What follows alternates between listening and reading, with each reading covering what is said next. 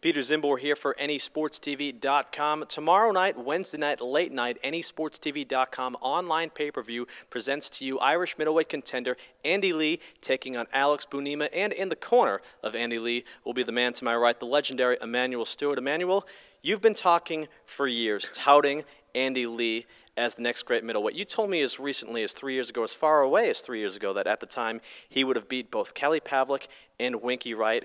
Well, the time has come where he is in the title picture. What do you foresee tomorrow night against Alex Bunema? I think you will see tomorrow night exactly what I saw that made me say what I said back then. I think Andy is one of the best talents I've saw in many years. And it was very interesting, as I was telling you before we started speaking, that his hero is Marvelous Marvin Hagler. And I'm also training Chad Dawson now, another side whose hero is Marvelous Marvin Hagler. So as a favor, I hope you can get me some videos of Marvin Hagler. I am from Brockton, so I'll try for you. Yeah, but I think Andy's a very talented fighter. Not only can he box, can he punch, but he's got that inside determination. It's what makes great fighters. You know, his last fight, which he was trailing behind on points, and he won the fight by knockout simply because even though he was sick going into that fight physically, he did what he had to do to win. And that's the mark to me of a great fighter. And I think that his boxer skills are good, but it's the inner strength inside is what makes great athletes. And I think that his chances of winning the championship in the next year is very good. I believe right now, just on the fact that the two marquee noticeable names in boxing in the middleweight division is Kelly Martinez and Lee. Those are the two names. And even though they're both under the same promoter, so the promoter, really Lou DiBella in this case, wants to give an opportunity for Martinez to make a big money fight before he fights Andy because he feels he deserves, and he does. He's a great fighter, and he's been out there a long time, and he's never had a big money fight. But regardless of what, eventually he's going to have to fight Andy. Either Andy will fight someone else for a vacated title, but Andy Lee will be the middleweight champion of the world by this time next year.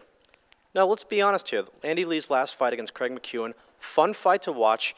Andy lost a lot of the early to middle rounds and came back and gutted out a win via a 10th round knockout in the end. A lot of people looked at that performance and said, well, Andy's fun to watch. He's got skills, but does he have enough to beat Sergio Martinez? You say he does.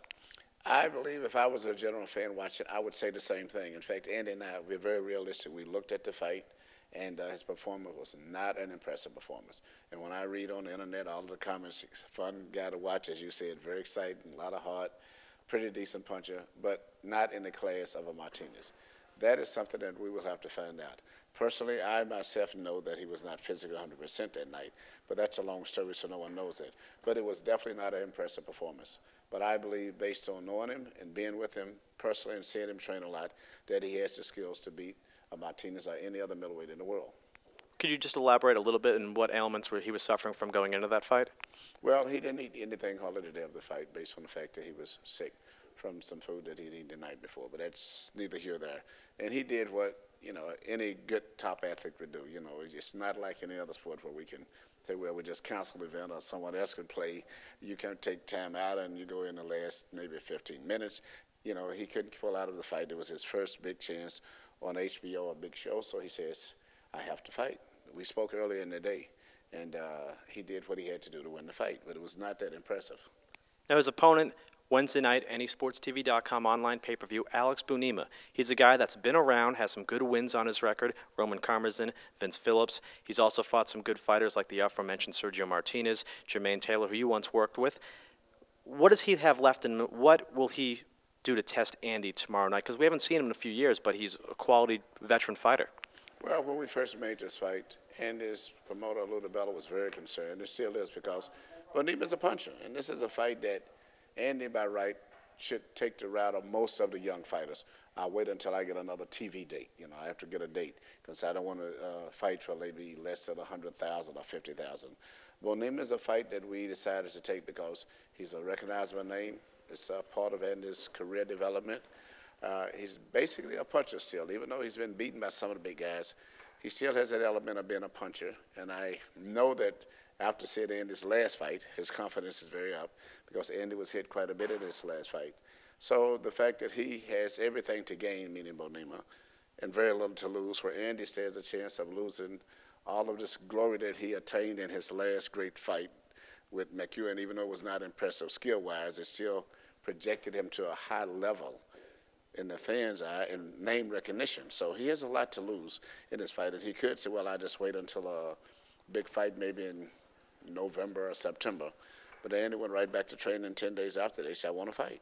So he's taking this fight for virtually no money just to stay busy. I'm just thankful in this day and age of the internet we can watch these fights online so that in between TV dates, guys can still stay busy and fans can have access to it. Well, and I'm thankful for you guys giving this opportunity to the fighters, and I'm thankful for Andy as a fan for him taking this type of a fight, because he could say, well, I just wait. But he says, no, I want to stay busy, and he really wants to fight again in July, possibly on the Latimer Klitschko-David Haye fight card. And then I think in September he's hoping to be back on HBO to fight Brian Vera.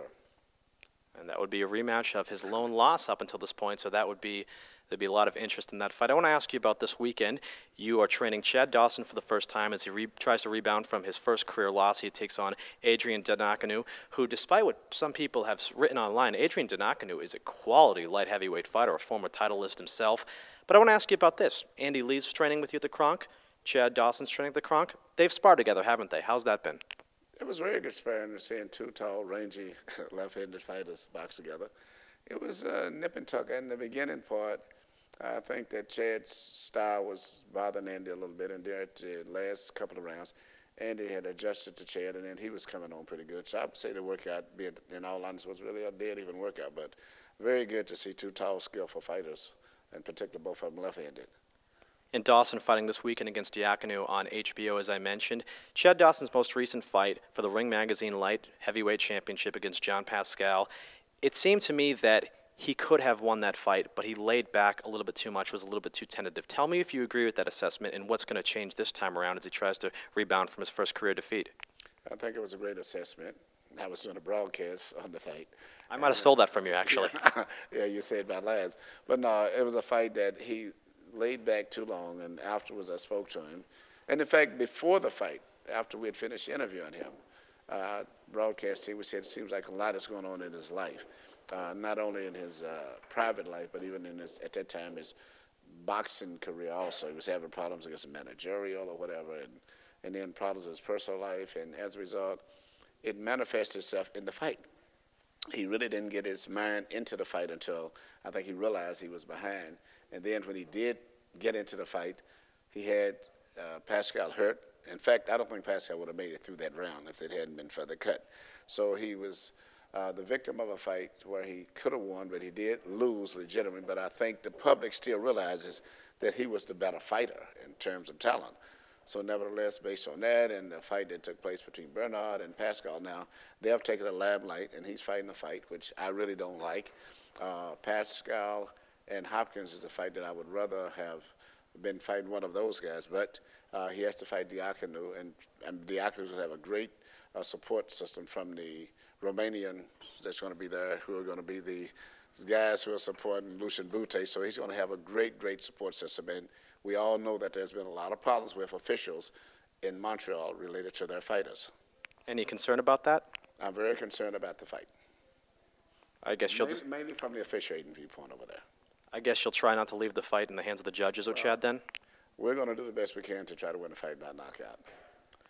Well, Emanuel, I want to thank you so much. You got to go weigh in. I know. Thank you so much for joining us. You're also broadcasting Saturday night. Hopefully you can sort of prepare yourself for broadcasting and working a corner. Join me in the broadcast tomorrow night for a minute on anysportstv.com. Thank you. That's the deal. Thank you. Emanuel Steward here on anysportstv.com. A man with not much time on his hands, but took the time to talk with us. Thank you, Emanuel. You're welcome.